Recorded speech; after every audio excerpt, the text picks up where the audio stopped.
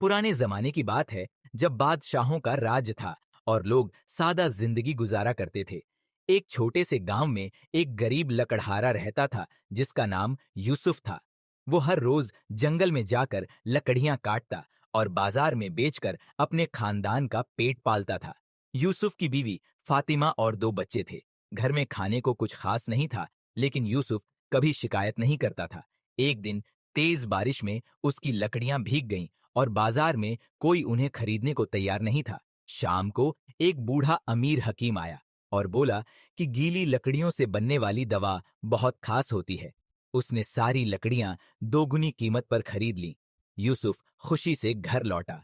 अगले दिन उसी जंगल में डाकू आ गए।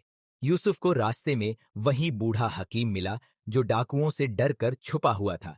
यूसुफ ने उसकी मदद की और उसे सुरक्षित शहर पहुंचाया। जाने से पहले हकीम ने यूसुफ को एक थैला दिया, जिसमें जादुई बीज थे। घर पहुंचकर यूसुफ ने बीज बोए और अगले ही दिन पौधे उग आए। तीसरे दिन पौधों पर सुनहरी रंग वाले फल लग गए, जिनमें मोती जैसे चमकदार हीरे थे। यूसुफ शहर गया और बड़े जौहरी ने सारे हीरे खरीद लिए। यूसुफ बहुत अमीर हो गया, लेकिन उसने एहसास किया कि यह सब अल्लाह की रहमत है और उसे घमंड नहीं करना चाहिए। यह खबर गांव में फैल गई, लेकिन जमींदार मंसूर को शक हुआ और उसने यूसुफ पर इल्जाम लगाए। एक रात गांव में आग भड़क उठी। यूसुफ ने अपने पैसे से बर्तन लाए, पानी पहुंचवाया और जिनके घर जल गए थे उन्हें अपने घर ठहराया। उसके पैसे और हीरों से मिली दौलत उसने जरूरतमंदों में बांट दी। यह देखकर मंसूर को शर्म आई और उसने माफी मांगी। अगले दिन देखा कि जादुई पौधे पूरी तरह सूख चुके थे, लेकिन यूसुफ ने कहा कि उसे कोई अफसोस नहीं। अल्लाह ने दौलत इसलिए दी थी ताकि लोगों की मदद हो सके।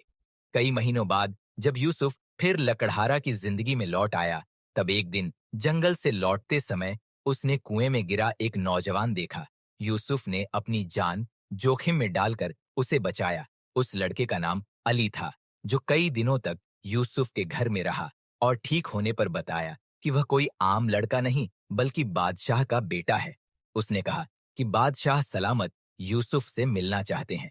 महल पहुंचने पर बादशाह ने कहा कि उसका बेटा बचाने का एहसान बहुत बड़ा है और यूसुफ से इनाम मांगने को कहा। यूसुफ ने कोई इनाम नहीं मांगा, सिर्फ अपने गांव के लिए पानी के कुएं, एक मस्जिद और मदरसा बनवाने का निवेदन किया। बादशाह ने तुरंत आदेश दिया। घर लौटने पर यूसुफ को बादशाह की तरफ से एक संदूक मिला, जिसमें थोड़ी दौलत और एक चिट्ठी थी। अगले ही दिन दरवाजे पर दस्तक हुई। वही बूढ़ा हकीम आया और बोला कि उसने यूसुफ को कई इम्तिहानों में डाला था, दौलत, खतरा और लालच, और यूसुफ हर बार कामयाब हुआ। हकीम गायब हो गया और यूसुफ की जिंदगी में हमेशा बरकत रहने लगी। गांव के लोग उससे और भी मोहब्बत करने लगे। यूसुफ हर किसी को यही नसीहत देता था, अल्लाह पर भरोसा रखो, सब्र करो और लोगों की मदद करते रहो। अल्लाह अपने बंदों को कभी अकेला नहीं छोड़ता।